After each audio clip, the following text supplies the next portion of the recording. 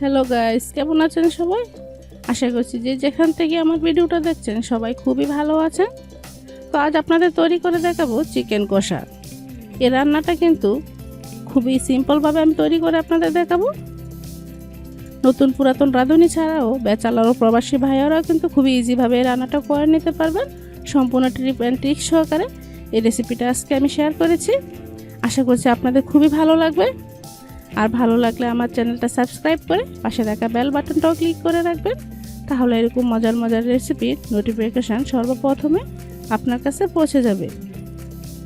তো বন্ধুরা, চিকেন কষা তৈরি করার জন্য প্রথমে নিচ্ছি এখানে আমি কয়েক পিস চিকেন নিয়েছি, কলিজা এবং পাগুলাও নিয়ে নিয়েছি। এটাকে ধুয়ে একদম পরিষ্কার করে নিয়েছি, এখন এটা আমি সাইডে রেখে দিচ্ছি। তো এখন চলে যাচ্ছি সরাসরি চুলায় একটা প্যান বসিয়ে দিয়ে দিয়েছি আমি 1.5 টেবিল চামচ পরিমাণ তেল। আর ফোড়নের জন্য দিয়ে দিচ্ছি 2টা তেজপাতা, 2টা দারচিনি আর 2টা এলাচ। তো প্রথমে মশলাটা একটু হালকা 2-1 সেকেন্ড ভেজে নিব, এতে করে মশলার খুবই স্ট্রং একটা ফ্লেভার আসবে। এখন দিয়ে দিচ্ছি আমি এখানে 1 কাপ পরিমাণ পেঁয়াজ কুচি। এখানে পেঁয়াজটা 1 কাপ থেকে কিছুটা কম আছে। তো এখন নেড়েচেড়ে আমি পেঁয়াজটা কিছুক্ষণ ভেজে নিব, মিডিয়াম আঁচে পেঁয়াজটা আমি ভেজে নিচ্ছি। তো বন্ধুরা, যখন পেঁয়াজটা এভাবে একটু নরম হয়ে আসবে, তখন আমি দিয়ে দিচ্ছি 1/2 চামচ পরিমাণ হলুদ গুঁড়া, 1/2 চামচ পরিমাণ মরিচের গুঁড়া, স্বাদ মতো লবণ, আর দিচ্ছি 1/2 টেবিল চামচ পরিমাণ আদা রসুন পেস্ট। তবে যেহেতু এখানে আমার মাংসের পরিমাণ খুবই অল্প, তাই মশলাগুলো অল্প পরিমাণে অ্যাড করছি। তো এখন কিছুক্ষণ ভেজে নেব 2-1 মিনিটের মতো। যখন 2-1 মিনিট ভেজে নেওয়া হয়ে গেছে, তখন আমি দিয়ে দিচ্ছি একটা টমেটো কুচি আর মাংসের মশলা। এটা প্যাকেটিং মাংসের মশলা দিয়ে আজকে আমি রান্নাটা করব। আর হালকা একটু পানি দিয়ে দিয়েছি, এতে করে মশলাটা কষাতে আর পুড়ে যাবে না। তো নেড়ে চেড়ে মিশিয়ে আমি ঢাকনা দিয়ে ঢেকে দিব লো আছে 2 মিনিটের মতো। তো 2 মিনিট পর ঢাকনাটা তুলে নিলাম। তো বন্ধুরা দেখুন, মশলাটা কিন্তু একদম ভালোভাবে কষানো হয়ে গেছে, প্রায় টমেটোগুলো প্রায় সিদ্ধ হয়ে এসেছে। এখন দিয়ে দিব যে ধুয়ে রেখেছিলাম চিকেনগুলো দিয়ে নিচ্ছি। এটা কোনো আমি আজকে ভাজবো না, সরাসরি কষিয়ে রান্নাটা করব। এই কষিয়ে এভাবে রান্নাটা করলে কিন্তু এর স্বাদ কিন্তু দুর্দান্ত আসে। তো অবশ্যই এই পর্যায়ে একটু ভালো করে কষিয়ে নিতে হবে। তারপর আমি ঢাকনা দিয়ে ঢেকে দিচ্ছি 2 মিনিটের জন্য। তো 2 মিনিট পর ঢাকনাটা তুলে নিলাম, তারপর আবারও একটু নেড়ে দিচ্ছি। তো বন্ধুরা, এভাবে 2-1 মিনিট পর কিন্তু ঢাকনাটা তুলে একটু ভালো করে সময় নিয়ে 4-5 মিনিট কষিয়ে নিতে হবে। এই কষানোটা যদি একটু ভালো হয়, তাহলে রান্নার স্বাদটা কিন্তু খুবই ভালো আসবে।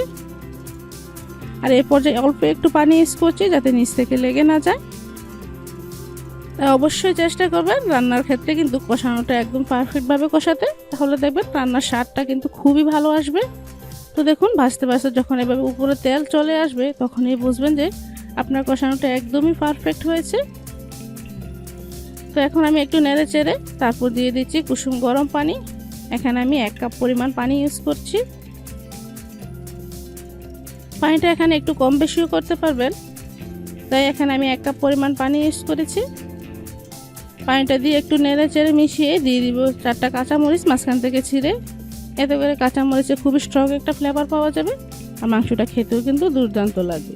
তো ঢাকনা দিয়ে ঢেকে আমি বলক তুলিয়ে নিয়েছি। তো 2 মিনিট পর ঢাকনাটা তুলে নিলাম, তুলে আবারও একটু নেড়ে চেড়ে মিশিয়ে দিচ্ছি। এর পর্যায়ে অবশ্যই লবণটা চেক করে নিতে হবে। তো কিছুটা লবণ প্রয়োজন, তাই আমি একটু লবণ দিয়ে নিচ্ছি। তারপর আবারও ঢাকনা দিয়ে ঢেকে দিচ্ছি 1 মিনিটের জন্য। তো বন্ধুরা, অবশ্যই স্টেপ বাই স্টেপ এভাবে রান্নাটা করবেন, রান্নার স্বাদ কিন্তু একদমই পারফেক্ট হবে। তো 2 মিনিট পর ঢাকনাটা তুলে আবারও একটু গরম মশলা দিয়ে নিচ্ছি। এখানে কিন্তু আমি প্যাকেটিং মশলাটাই দিচ্ছি। তারপর ঢাকনা দিয়ে ঢেকে আমি একটু নেড়ে চেড়ে তুলে নিচ্ছি। তো এখন আমি গরম গরম সার্ভ করে নিচ্ছি। এটা কিন্তু রুটি, পরোটা, ভাত, পোলাও সব কিছুর সাথেই খেতে ভালো লাগবে। তো আশা করছি রেসিপিটা আপনারা বাসায় ট্রাই করবেন, বাচ্চা বড় সবাই কিন্তু খেতে খুবই পছন্দ করবে। সম্পূর্ণ টিপ অ্যান্ড ট্রিক সহকারে আমার রান্নার রেসিপিটা আপনাদের কেমন লেগেছে? যদি মন থেকে একটু ভালো লেগে থাকে, তাহলে প্লিজ বন্ধুরা আমার চ্যানেলটা সাবস্ক্রাইব করবেন আর ছোট্ট একটা লাইক এবং কমেন্ট করে আমাকে জানাবেন। আপনার লাইক এবং কমেন্ট আমাকে অনেক দূর এগিয়ে যেতে সাহায্য করবে।